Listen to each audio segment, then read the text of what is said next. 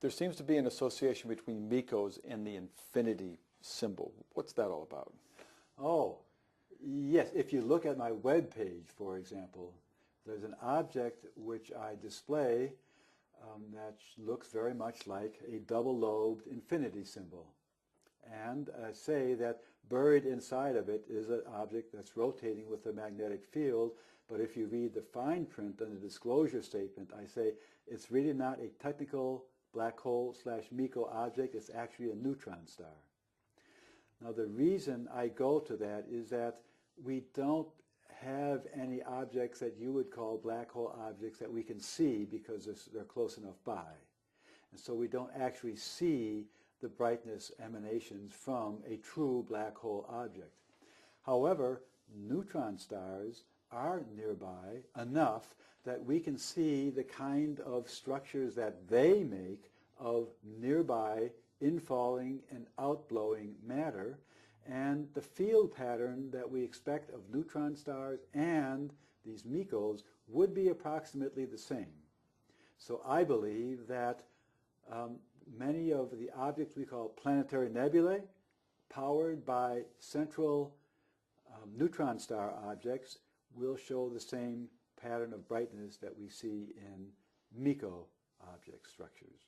Now let me tell you a little bit about how that originates, and if I can now draw it up so it doesn't look like infinity sign, but rather looks like hourglass sign more.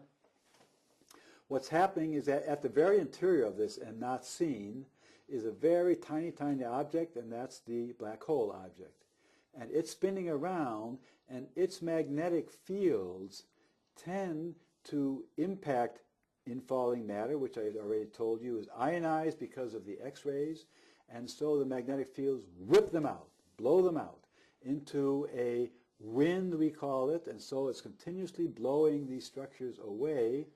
But then when they get out to approximately where these outflow velocities and the field lines would match the speed of light and can't do anything of that kind anymore, you have a different configuration of magnetic fields that's rather complicated, and I can't quite demonstrate. I don't have enough fingers to demonstrate. But that causes the flow to curve around, and ultimately you get this infinity-shaped sign or double dumbbell structure, and that's why we expect the MECO object to have the same shape and structure as a neutron star, which we see as a planetary nebula. And what I observe by measuring the brightness emanations from quasars clear across the universe, where my careful inspection is assisted by gravitational lensing and gravitational microlensing, that gives me a very fine probe to probe the structure, and there I see these kinds of structures. And so the infinity symbol seems to be what can explain the structures that I have seen the optical emissions from. And so and to be clear, that infinity signature is for references only. That's not a literal mathematical representation of infinity that we're seeing. Correct. It is not. And in fact, if you could see it sideways, you realize, oh yeah, it looks like a dumbbell from the side also. It's a round structure. So rather like an hourglass or rather like a dumbbell, it's completely round in that one axis. And you see it kind of like an infinity symbol that has nothing to do with mathematical infinity. And